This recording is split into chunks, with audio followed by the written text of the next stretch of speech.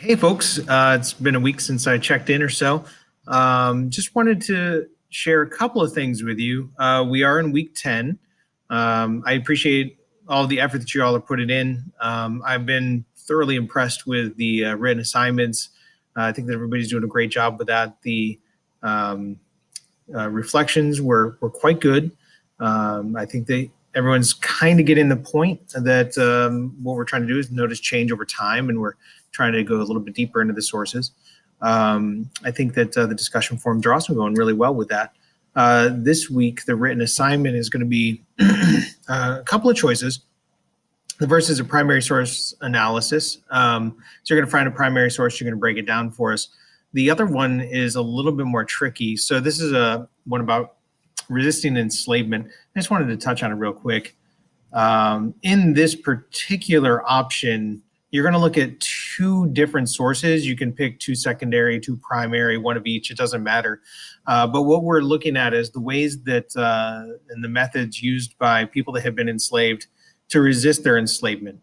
The goal of the slavery system in the chattel slave system in the United States was to dehumanize, take away the humanity of the person so that they would then kind of fall into the beast of burden model. This was not passively accepted. And I think that that's something that gets overlooked often in our history classes. We use the word slave often, and that becomes what the person was. I've been trying to use the word enslaved person because they were humans that had that thrust upon them by the enslavers.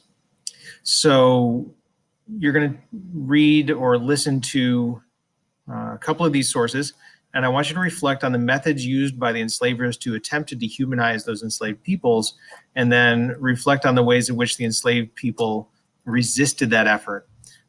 Please be careful in these primary sources. There are some trigger warnings here, especially the incident in the life of a slave girl.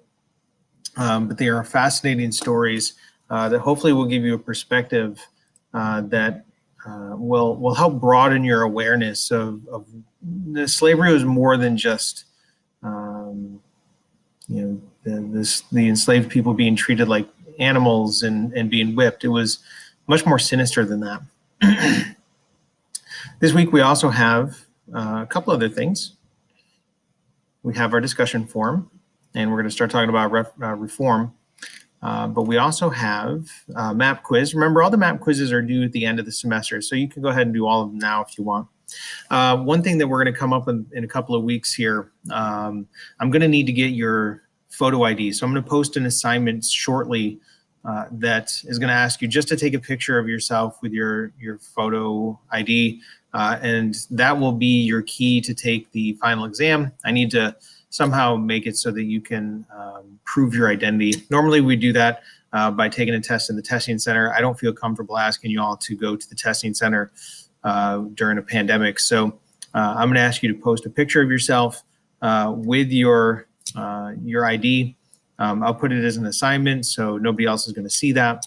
And I'm not sure, I might make it a week 11 assignment and then just kind of carry it on so that if you don't do it in that week, you'll get it by the final exam. You will need a password to take the final exam. So by showing me your ID, that'll be the way that you get that password. All right, if you have any questions, let me know. But everything seems to be running along smoothly now. Y'all are figuring out this online work and getting everything posted and updated on time. So I appreciate all the effort. And if you need anything, just don't hesitate to ask. Thanks.